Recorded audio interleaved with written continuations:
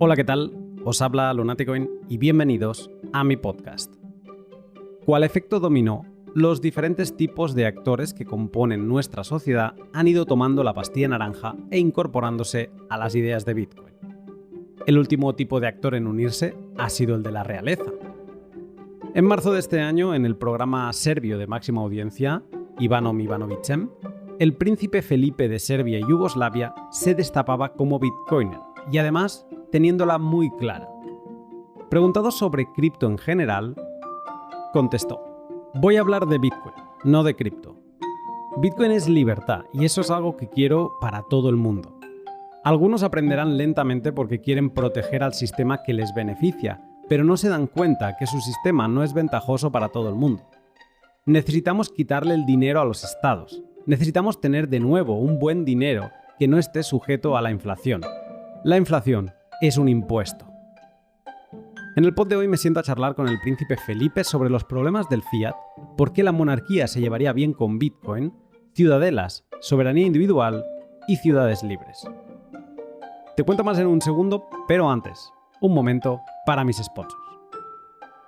Bitcoin es una forma de decirle al Estado que no estás de acuerdo con la devaluación constante que hace de nuestros ahorros vía impresión descontrolada. Tus pequeñas acumulaciones periódicas de Bitcoin son una forma de decir basta, una forma de ejercer tu soberanía individual. Y el lugar donde ejercer tal soberanía comprando Bitcoin es hodlhodl.com, la web en la que podrás vender tu fiat por Bitcoin a otros particulares. Todo sin ceder datos personales y sin miedo a que tu contraparte vaya a desaparecer sin tú antes haber recibido tus satoshis. HODL es la web donde recomiendo a todos comprar por su defensa de la privacidad y no custodiar tus fondos. Todos los sats que compres viajarán directamente a tu wallet y ningún tercero los custodiará. HODL es donde acumular Bitcoin sin vender tu alma por el camino. Si todavía no acumulas sats de forma soberana, anímate a hacerlo en HODL siguiendo el link de la descripción y recuerda que si te registras utilizando el código Lunaticoin tendrás un descuento en comisiones para siempre. Y Bitrefill es la web de la empresa sueca en la que podrás comprar de todo pagando con Bitcoin. Mientras otros países como El Salvador o la República Centroafricana ya han adoptado Bitcoin como moneda de curso legal, en el resto del planeta nos toca ingeniárnosla para poder vivir día a día consumiendo con Bitcoin. Pero Bitrefill lo pone muy fácil y en su web encontrarás tarjetas regalo de establecimientos que utilizas a diario. Nada de cosas raras. Y también recargas móviles para todos los países del planeta. Esta semana, como hago siempre que preparo esta intro, he revisado qué servicios tienen. He de hacerlo semanalmente porque siempre acabo por encontrar algo nuevo. La sorpresa esta vez ha sido Casa, el servicio de cocustodia de fondos para subir la seguridad de tus Bitcoin. Ahora puedes contratar un año de sus servicios sin salir de Bitrefill. Si tú también quieres sorprenderte y curiosear con el extenso catálogo de Bitrefill, sigue el link de la descripción y empieza a vivir tu economía circular Bitcoin. Buenos días, Philip, y bienvenido. Muchas gracias por haber aceptado esta invitación y por estar hoy aquí. Muchas gracias. Usted es Filip Karađorđević, hijo de Alejandro Karađorđević y María de la Gloria de Orleans Braganza, y nieto de Pedro Karađorđević II. Para quien no conozca el apellido Karađorđević, que lo acabo de pronunciar bastantes veces ahora, y no acabo de entender por qué he hecho este recorrido genealógico para presentarle, ¿podría echarme una mano explicándome cuál es su background y qué papel ha tenido en la historia la familia Karađorđević? Sí, muy bien. Muchas gracias por tenerme hoy. Muchas ganas de hacer este podcast. La familia Karađorđević viene de Karađorđe. Karađorđe fue un general en el ejército en el año 1804 que eso es el levantamiento, sí, el levantamiento de los serbios contra los otomanos en 1804. Y él fue como el general que controló eso. Y así que liberó, eso fue el primer levantamiento contra los otomanes.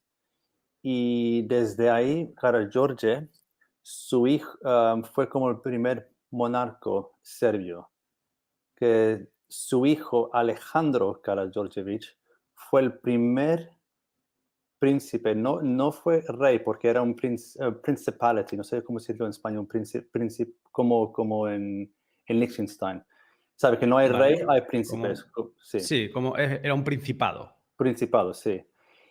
Y su hijo, el hijo de Karageorge, sabe, el nombre Karageorgevich, Vich es hijo de, como hay varias lenguas que tienen como son o Sí, creo que Rodrigo y Rodríguez, por ejemplo, también es esto, lo sí. mismo. Ujú. O, o en ruso con ov, v. Así su hijo Alejandro Karageorgevich fue el knez, no fue rey, knez, fue en el año 1860 por ahí. Su hijo, uno de sus hijos fue Pedro, que era el primer rey serbio, no primer rey, el primer rey serbio Karageorgevich, que reinó en el año, empezó a reinar en el año 1903. Ok. Y este fue el Pedro I de Serbia. Y en su reino construyó como es el reino de los eslovacos, serbios y croatas. Unificó, Y ¿no? unificó, sino que ya se unificó, sí.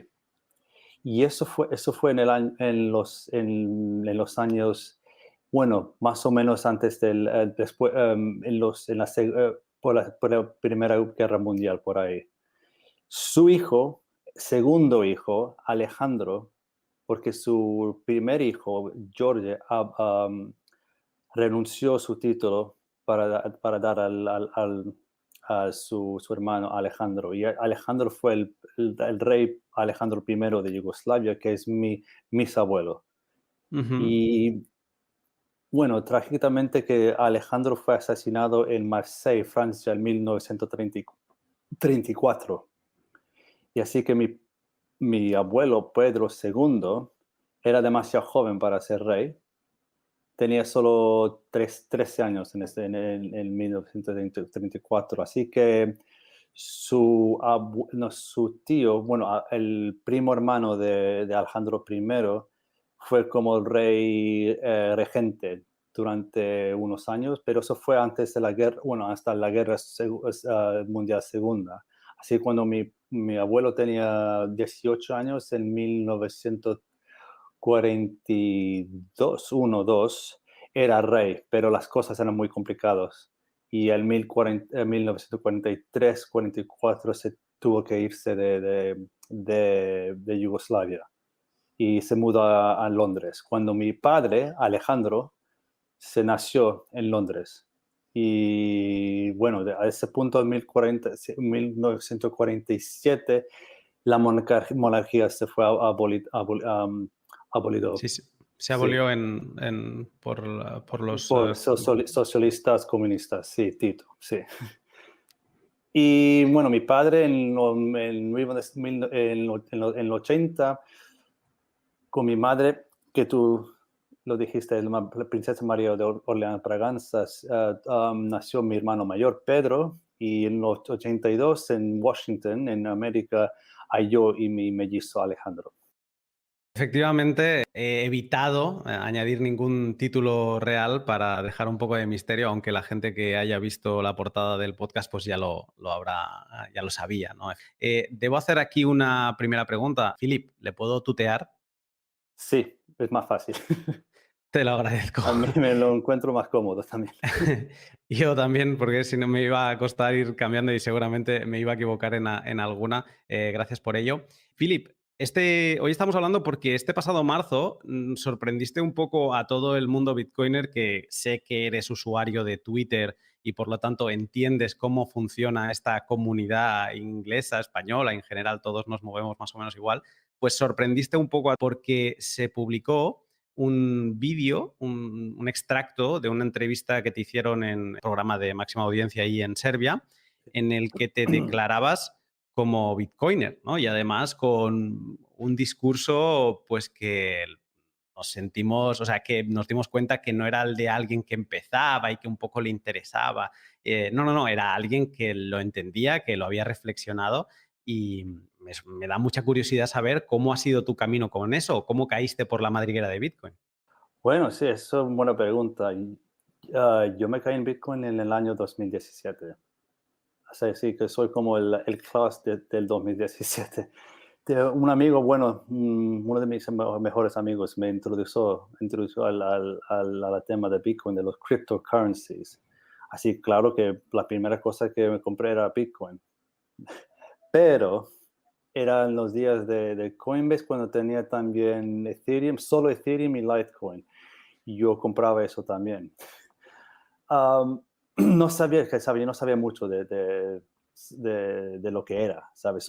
Entendía la cosa de que solo iba a haber 21 millones de Bitcoin y que va a ser algo para proteger contra la inflación y entendía eso, pero más de eso no, yo no sé por qué, yo no estudiaba bastante en el año 2017. Así cuando el mercado cayó en el fines de 17, el 18, 19, yo seguía comprando Bitcoin porque era más barato, pero también tenía tenía mi Ethereum y Litecoin y no sé qué más, pero así en el año 2020, 19-20, más o menos cuando llegó el pandémico, yo empezó a estudiar más en Bitcoin.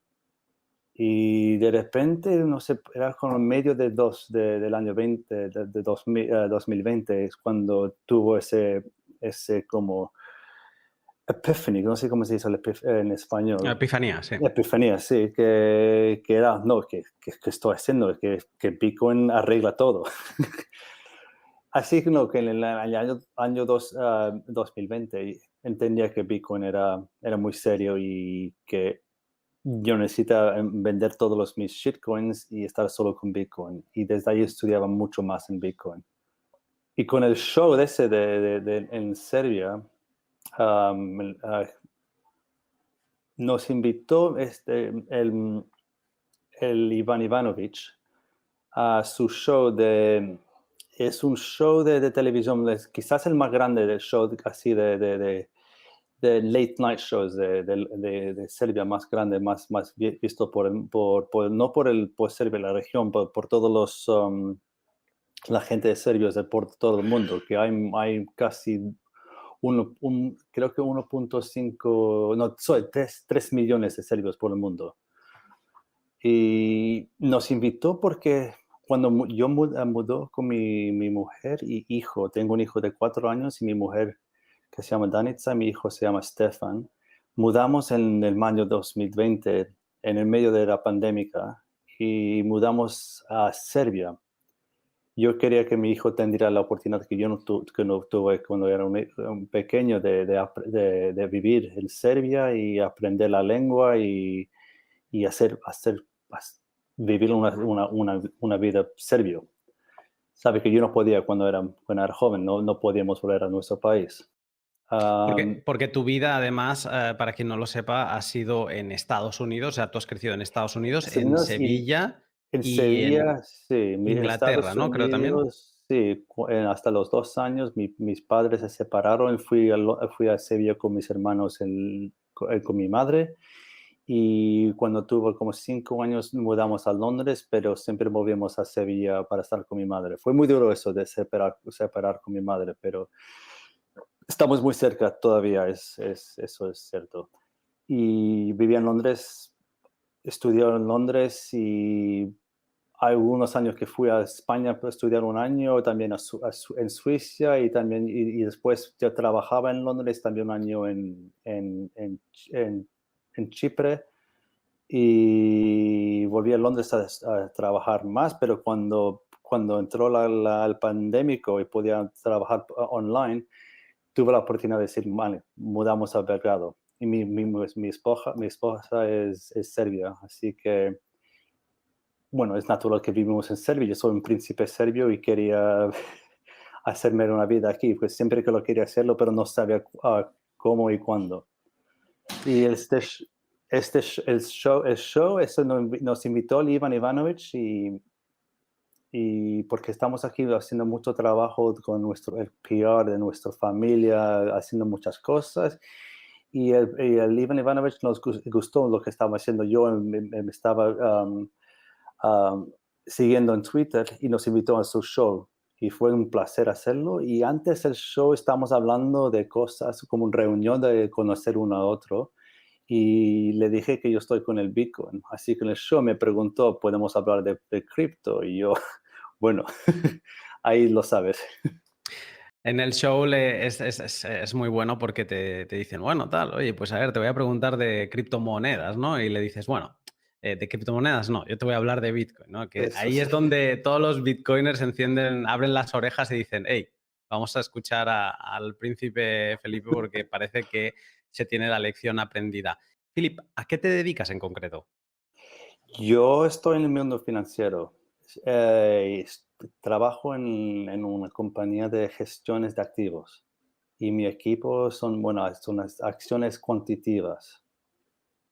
Así que entiendo algo del mundo, el otro mundo, el legacy finance. Sí, Pero escuché un poco en esta entrevista como que, o sea, te tocaba analizar mercados y un poco como que dialogabas con clientes tuyos que tenían un portfolio, ¿no? Y un poco les explicabas hacia dónde iba el mercado y demás. sí, yo soy Em, analítico, sí. Sí, así no soy el portfolio manager, no hago los trades, pero como analíticos del mercado, sí. ¿Hablas de Macro, Bitcoin ahí? no. Pero están teniendo cuenta que hay algo pasando. Y ahora mi compañía tienen fonda que están comprando acciones que tienen exposure, como decir, Sí, exposiciona. exposición al mundo Bitcoin, sí. Y eso es cuando, No, hace 2, 3 años, cuando yo estaba bien, no, el 2017, 18, por ahí, que sepaban que yo estaba con el Bitcoin y los cryptocurrencies, pero yo hablaba de Bitcoin ahí. Te estaban diciendo cosas que estoy loco y todas las cosas así, y siguen hasta el año pasado, que estoy loco y que no entiendo, que el Bitcoin no tiene valor y esas cosas, y ahora esa gente tiene que estar trabajando con una fonda de Bitcoin. es muy curiosa la evolución de la Sí, gente que está a nuestro alrededor, cómo cambia el discurso, cómo pasas de ser casi un gambler, ¿no? Un sí, un ludópata cambio, sí. ¿Y a de cuándo lo vas a golpe. vender, Felipe? ¿Cuándo lo vas a vender, Felipe? Yo siempre digo, nunca.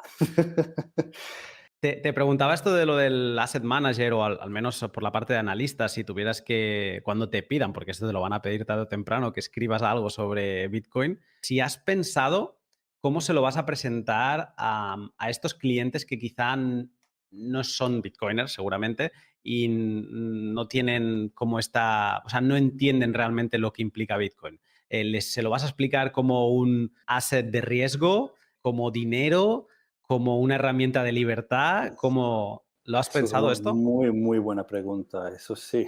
Mira, yo en mi trabajo no voy a hablar de eso, pero yo en mi vida, como siendo un príncipe de Serbia, ahora tengo la oportunidad y creo que es mi misión ahora de hablar de esto y de hablar de qué es la moneda, es una moneda dura y necesitamos una moneda dura otra vez, que este mundo de fiat no está funcionando por nada. Así, quiero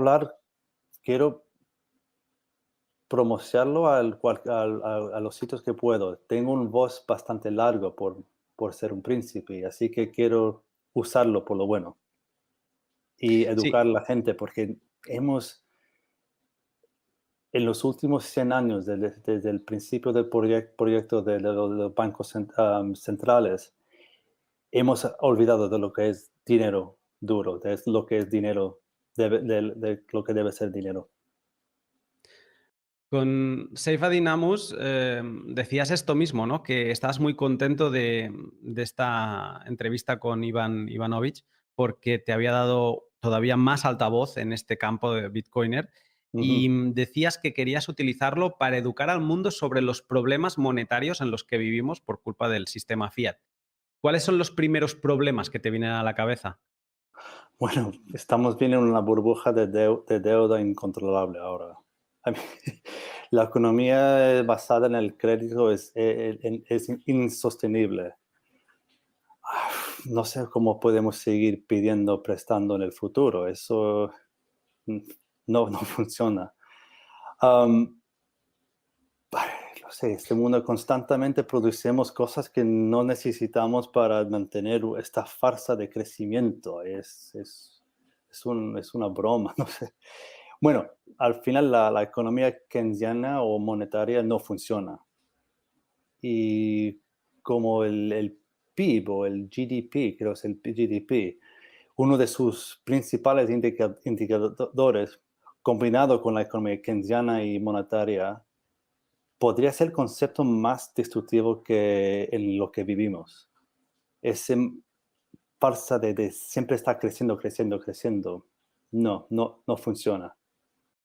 Y Es que como que destruye los incentivos, ¿no? La sí, deuda, al final, tú te están incentivando a endeudarte, pero en este juego de endeudarte y la solo deuda, sí, empezar de hoy y no empezar, y solo sí, preocuparte de hoy y no preocuparte del futuro. Lo que hablamos con safety en eso es de high type preference, low type preference. En español es de, ¿cómo se alta y baja dice? preferencia temporal. Alta y baja, eso. Así que quiero que volvemos a un dinero duro porque necesitamos estar en un tiempo, un bajo tiempo preferencial. Es súper necesario estos días. Es como que estamos viviendo a crédito del futuro y el futuro Ujú, pues son nuestros hijos, nuestros nietos y es una bola de nieve que para los que la empezaron, digamos, empujándola en el 71, pues sí, seguramente todos, bueno, al menos yo hablo por mí, en España, nuestros padres han vivido muy bien, han tenido como ujú. todo un sistema perfectamente montado. El sistema Fiat era nuevo, ¿no? Estaba limpio, listo para empezarse a utilizar y les ha funcionado perfectamente. Eso Eso también sí. es un Sí. problema porque les tienes que cambiar la mentalidad que lo que han vivido ellos ha sido a costa del futuro. Y eso no es fácil de entender, ellos no lo acaban de entender y muchas discusiones que tengo yo con familiares acaban en el mismo punto. Y claro, el problema es que las generaciones que vinieron después, pues cada vez les ha sido más difícil y estamos ahora en nuestra generación que no nos podemos permitir una vivienda con salarios muy ajustados, el, trabajas hoy y consumes hoy porque una, no te da para más y dos, es que es una tontería ahorrar, porque al final el que gana es el que más se endeuda. O sea, Sí, están los incentivos totalmente rotos. exactamente, sí, exactamente. Sí, como comprar una casa, imposible estos días. Si no eres parte del 0,1% que ganan un sueldo muy, muy bueno, es casi imposible comprar una casa en una ciudad grande.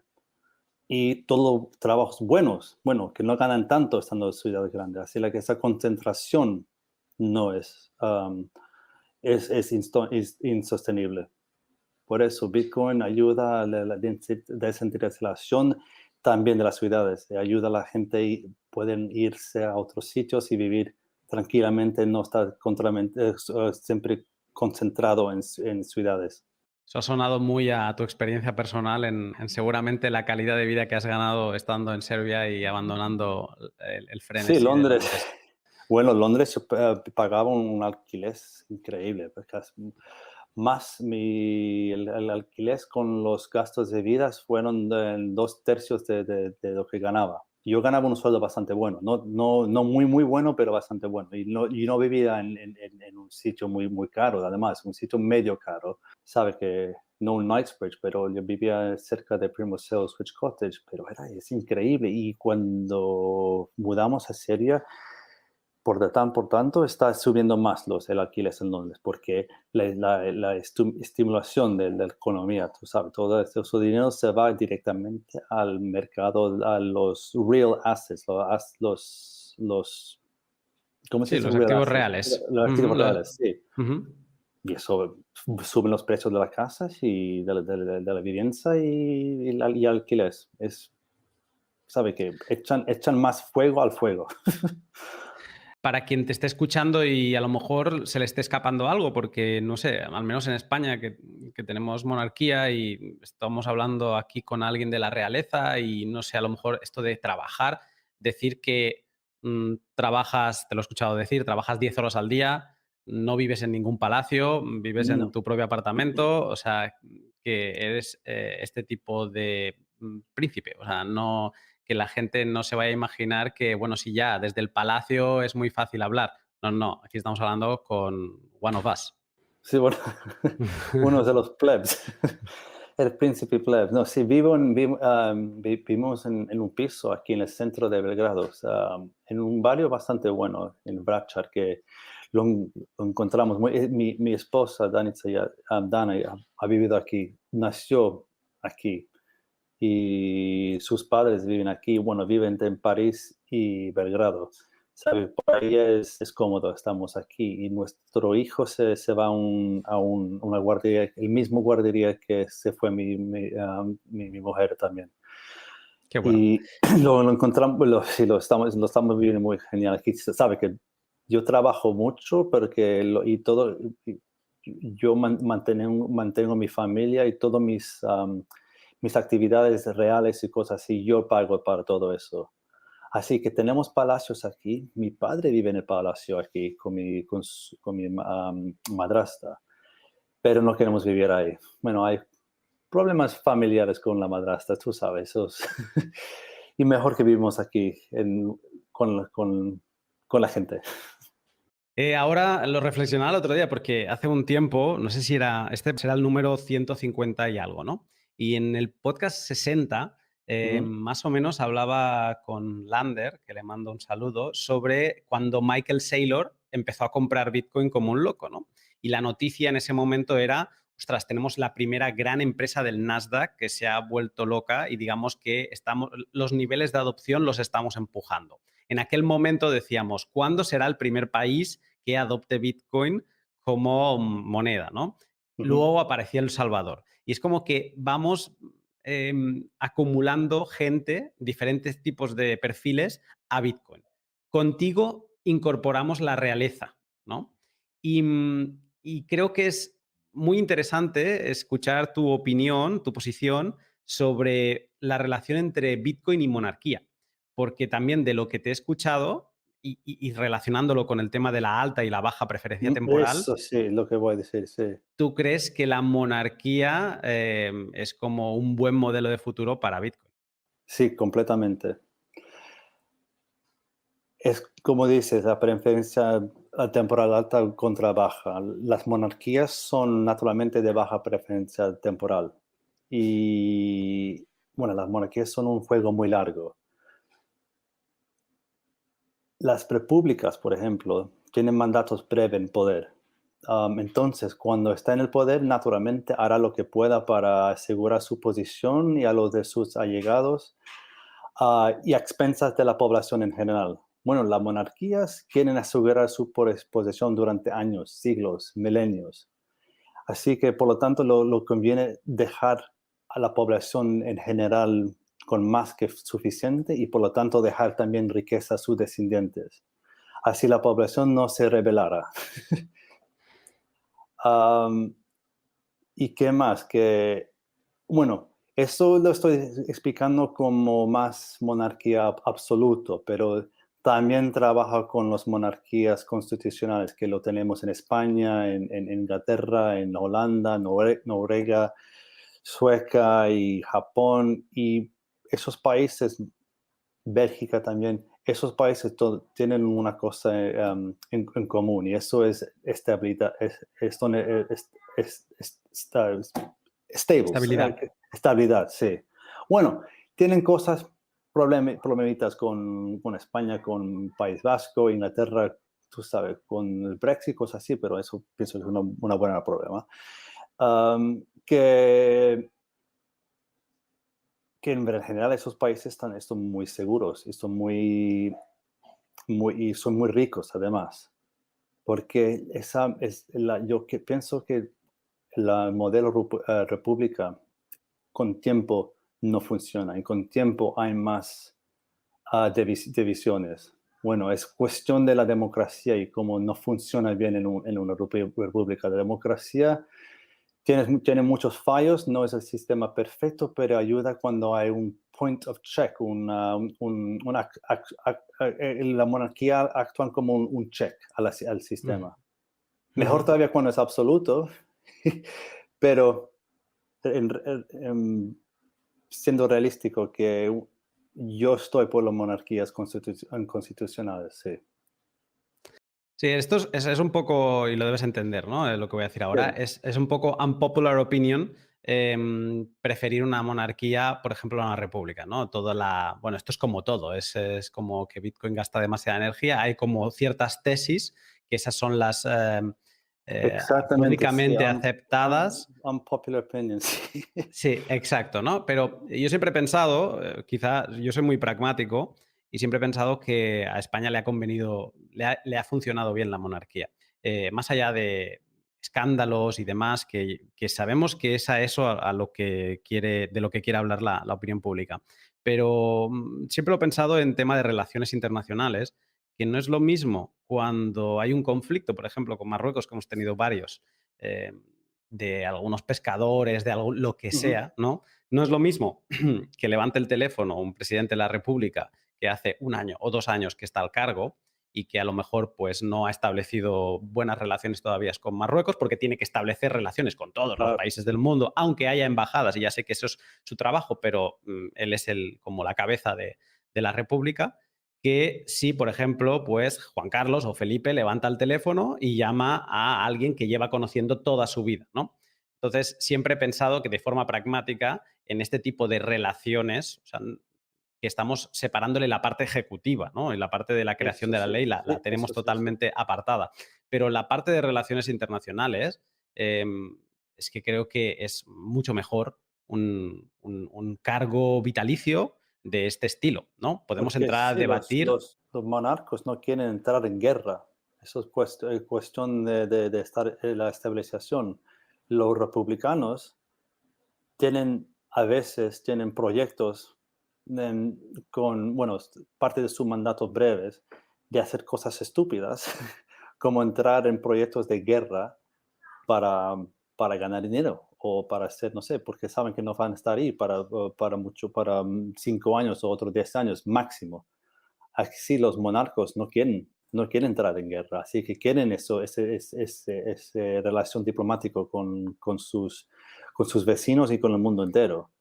Sabe que lo que tú dices es, es esa relación con el mundo, con los vecinos, es muy importante, que tiene una relación de mucho tiempo y no de una relación de, bueno, lo que he dicho de los republicanos, que siempre piensan El corto plazo. en corto plazo, sí.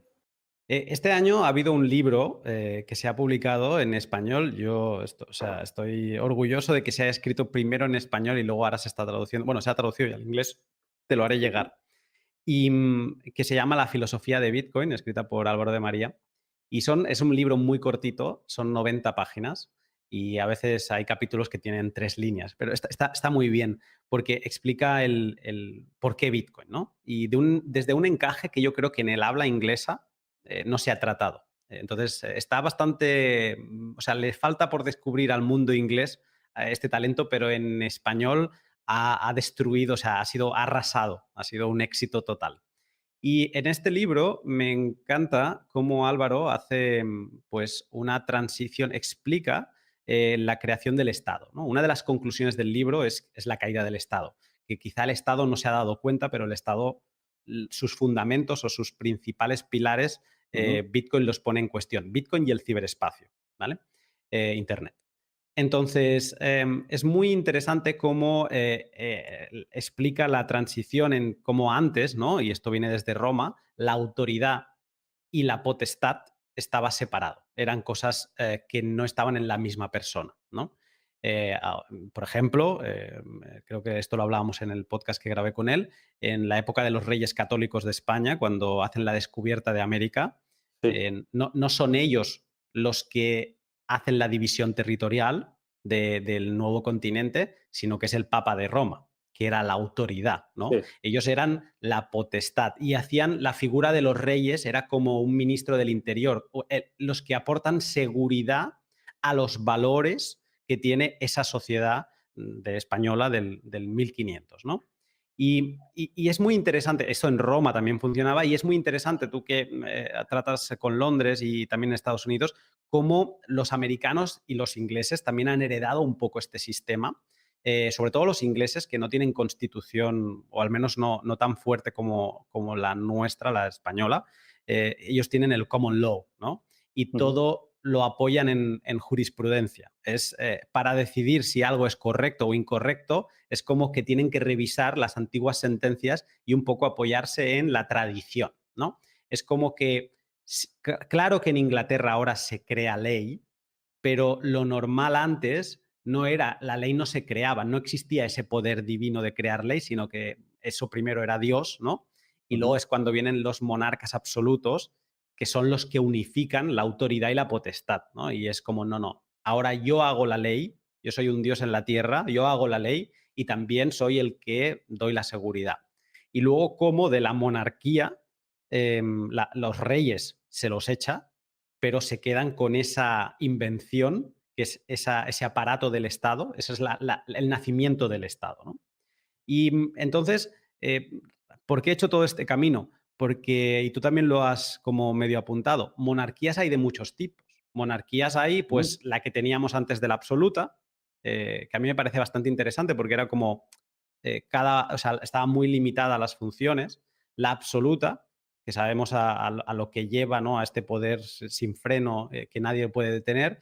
Ahora tenemos monarquías como parlamentarias, que al final el monarca en España hace de relaciones internacionales, pero, y sí, es el jefe del ejército, Ujú. pero está sometido totalmente a lo que dice el El primer Parlamento, ministro, ¿no? sí. Entonces, con tu tesis sobre la monarquía y Bitcoin y pensando a futuro, porque yo te veo que a ti Bitcoin, como a muchos, nos ha dado esperanza para un futuro mejor, ¿cómo te imaginas? O sea, ¿cuál es tu modelo ideal de monarquía para este futuro que nos depara Bitcoin? ¿Cómo te la imaginas? Yo estoy muy, yo la imagino como, por el ejemplo de Serbia que tenemos en la República, yo imagino que entramos en una monarquía constitucional. Eso sería, yo pienso que será la mejor opción para Serbia. Claro que yo soy más por una monarquía absoluta, pero tengo que ser realístico que la monarquía constitucional es algo que puedes vender al público, porque las monarquías absolutos, la gente lo piensan como dictaduras, pero también unido con un sistema monetario nuevo. Y el Bitcoin ayuda mucho en lo que hemos hablado antes en las monarquías, Mm. porque yo estoy muy yo estoy apoyado mucho a proteger la soberanía individual y Bitcoin ayuda mucho a eso. Estamos perdiendo mucho de nuestra libertad y nuestra soberanía individual, especialmente en los últimos 2 años. Y otra cosa es también tenemos que proteger nuestros derechos de propiedad, que también estamos perdiendo mucho eso, porque es súper caro comprar cosas y al final vamos a alquilar todo y tú sabes, ese dicho que dice el WEF, you will own nothing and be happy. Eso vamos ahí, otra vez, entramos en otra forma de comunismo. Si no tenemos cuidado, estamos entrando en ese mundo y no vamos a estar felices por nada. Te interrumpo un momento para hablarte de mis otros dos sponsors. La minería es un mundo apasionante y para estar en contacto con esta madriguera no hay mejor compañero de viaje que Braiins, la empresa checa que lleva desde 2010 produciendo el mejor software para mineros a todos los niveles. Braiins es muchas cosas y te animo desde ya a que eches un vistazo a su web siguiendo el link de la descripción y conocer todas sus vertientes. Hoy te voy a hablar de uno de sus aspectos que me encanta, de los que más utilizo, su panel informativo Insights.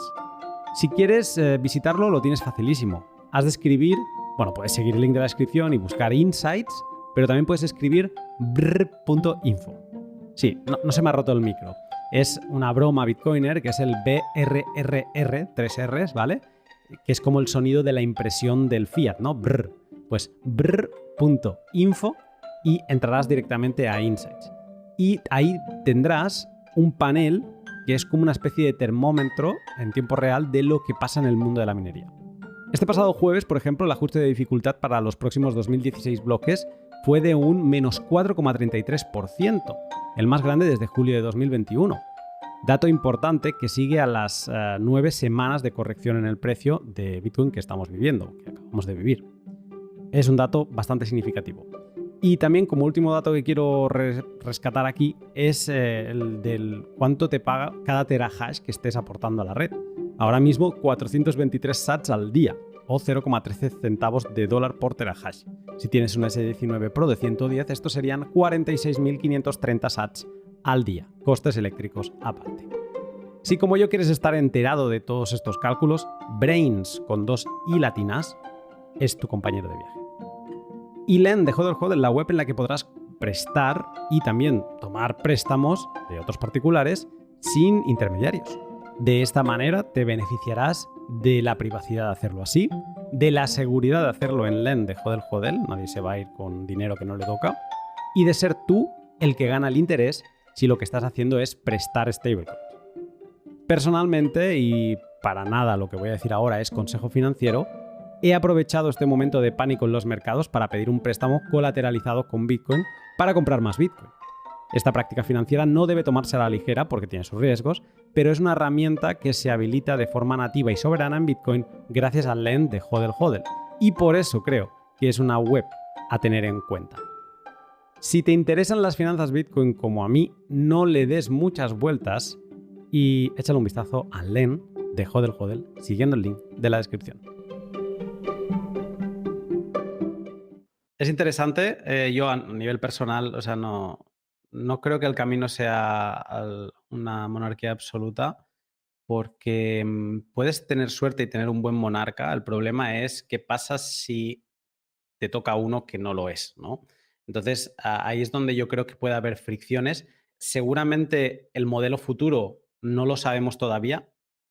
Yo sí que creo en este tipo de cargos más vitalicios, por lo que comentábamos antes, pero no acabo de imaginar bien cuál sería el modelo. Y está muy bien porque, o sea, reflexiones que me vienen, ¿no? Tú has mencionado ahora la importancia de pensar la monarquía con un nuevo dinero, o sea, con un dinero duro. ¿Por qué? Porque antes las monarquías, hablamos reyes católicos, ¿no? Esta época, cuando se encargaban de la seguridad física de las personas y también de las guerras. ¿Qué pasaba cuando se acababa una guerra? Y esto lo dice mucho Seyfedin, ¿no? Cuando se acababa el oro. Eso sí. Entonces, digamos que era una teoría de juegos constante, ¿no? Es, si te ataco, voy a tener suficiente oro para pagar a la gente, no me interesa atacar, quizá no me interesa negociar, ¿vale? O si te ataco, seguramente va a ser una guerra corta, no va a ser una Claro. guerra larga. Y así bueno, el sistema fiat puedes tener todo el dinero del mundo para atacar sin consecuencias. Bueno, consecuencias graves a la población, pero ganas mucho el poder. Claro, entonces esto me hace pensar que cualquier forma de gobierno futura o de organización política futura, el hecho de volver a este sistema de un dinero duro Dura, es sí. que nos cambia toda la mentalidad. O sea, creo que tendríamos que reflexionar mucho porque tenemos la visión muy atrofiada. Ahora mismo no podemos imaginárnoslo, ¿no? Y en esta charla que hice con Álvaro, acabábamos ambos teorizando sobre el futuro, sobre estas sociedades. En Bitcoin se habla mucho de las citadels. Ujú, sí. En esta charla nos pusimos a hablar, bueno, ¿y quién gobernará las citadels? ¿No? ¿Va a ser anarquía? ¿Cada uno hace la suya y no hay ningún tipo de forma de gobierno? Pero bueno, incluso en una anarquía, quizá alguien querrá defender esa forma de vida, y cuando alguien se pone a defender una forma de vida es cuando aparece lo político, ¿no? Y Ujú. entonces es como que se me hace difícil no pensar en que aparezca algún tipo de forma política, aunque sea pro anarquía. Y bueno, y de hecho ahí hablábamos como, bueno, quizá hay unas autoridades carismáticas, como unos líderes, podrían ser unos reyes, ¿no?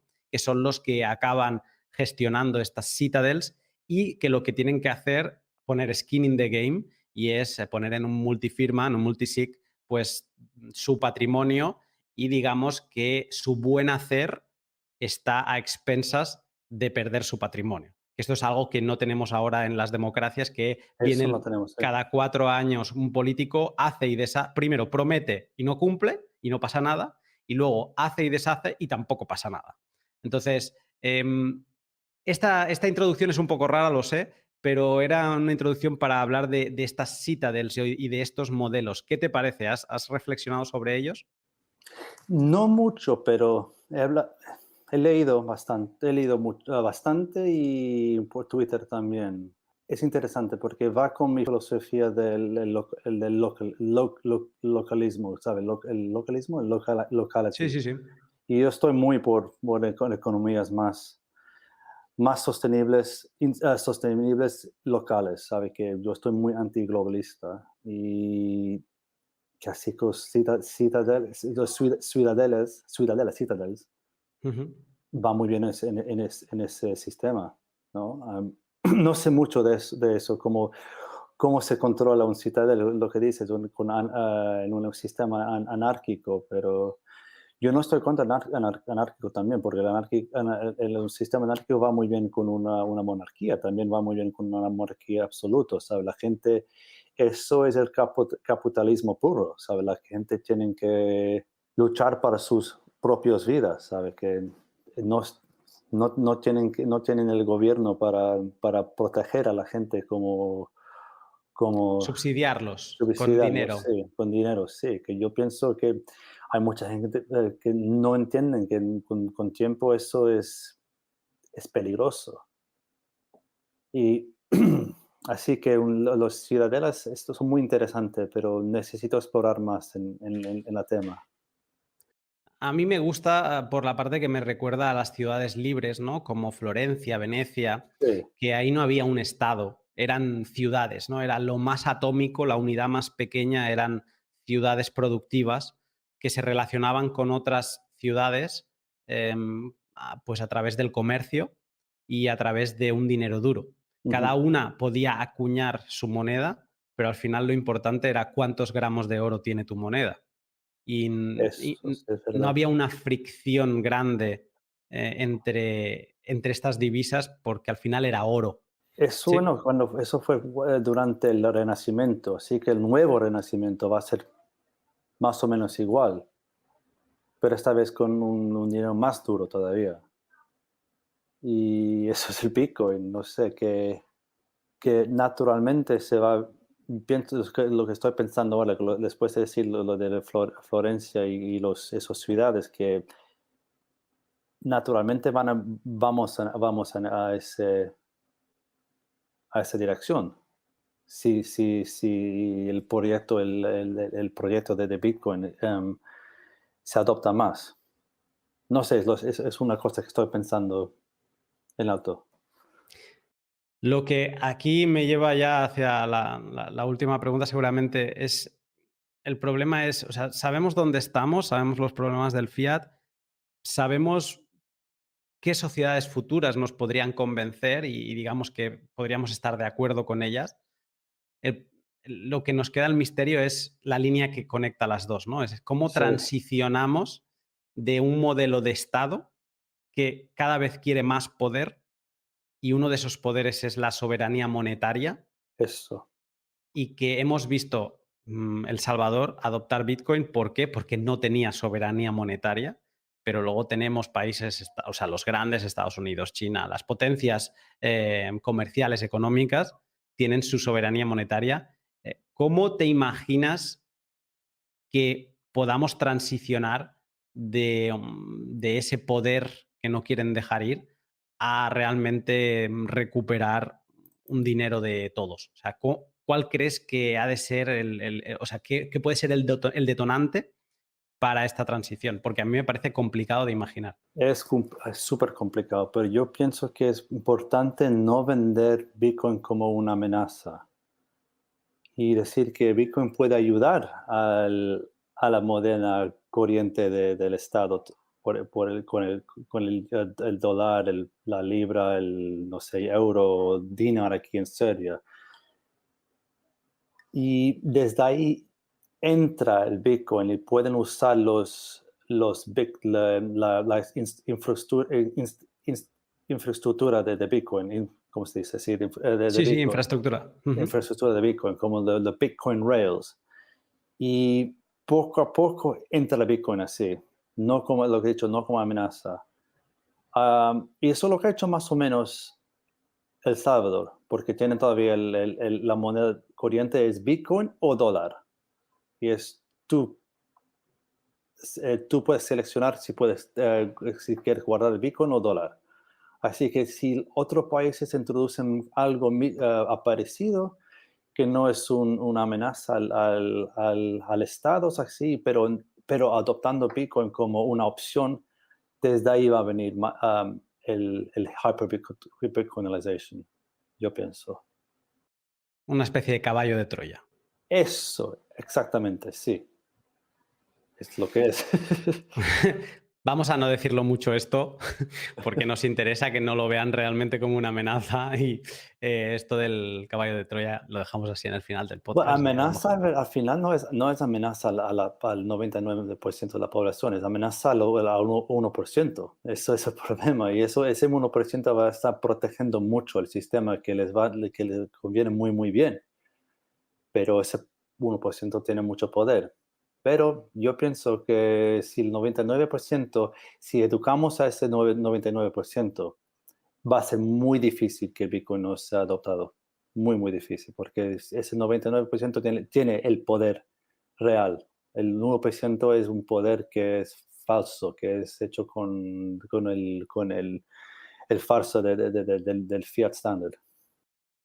Ahora me has hecho pensar algo con esto que has dicho último y siempre reflexionamos este tema de somos el 99%, pero hay un 1% que no quiere que cambien las cosas y como que te da rabia, ¿no? Desde el 99%. Pero si te pones por un momento en la cabeza del Ujú. 1%, qué difícil y qué cansado tiene que ser constantemente intentar controlar a ese 99% para que tú no te caigas de la silla, ¿no? Ujú. Y debe ser, o sea, eso no debe ser ni vida, porque debe ser constantemente intentar mantener el equilibrio que te favorezca, ¿no?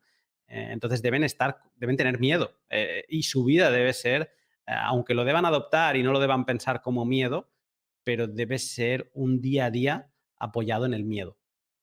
Pero también yo pienso que también viene con mucha arrogancia, que están súper cómodos, que no hay muchos que no piensan así.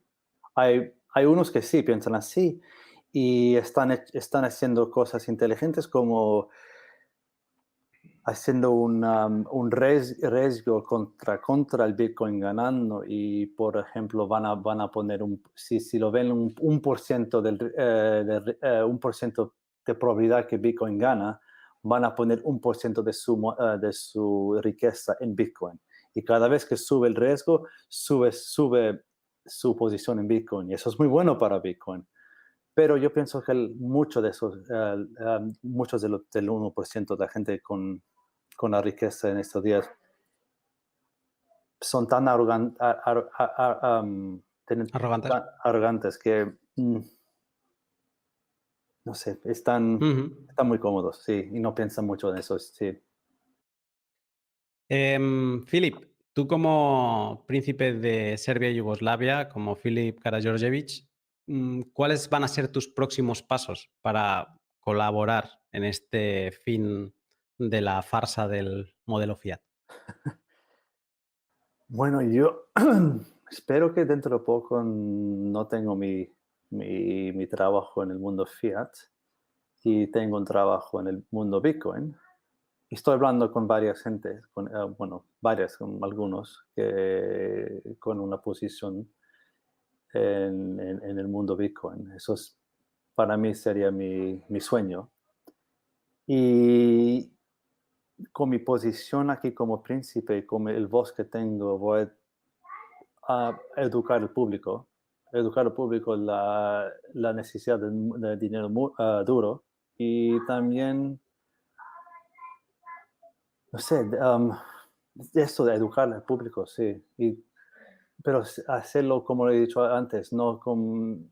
Y también no educar, pero encontrarme con políticos, con gente de otros estados y por el mundo y hablar de Bitcoin.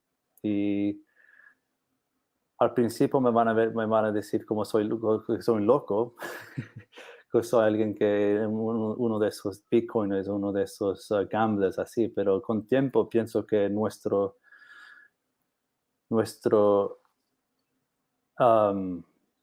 no es proyecto, pero bueno, Mensaje. mensaje, sí, eso, nuestro mensaje va a ganar. Está ganando poco a poco, se le puede ver. Pero todavía estamos muy, muy, muy early. It's early, it's early. It's very early. Philip, muchas gracias por todo, por el trato, por la gestión de la entrevista y demás. Y ha sido un placer poder charlar contigo y tratar sobre estos temas. Igualmente, ha sido un placer enorme. Y para practicar mi español, que debo practicar más. Para mí, cuando quieras, yo si te parece, te emplazo en mayo de 2023 a ver cómo está tu camino Bitcoiner y también tu Perfecto, sí. español. Podemos hacer un Spanish check en 2023. Sería genial eso, sí. Philip, muchas gracias y estamos en contacto. Adiós.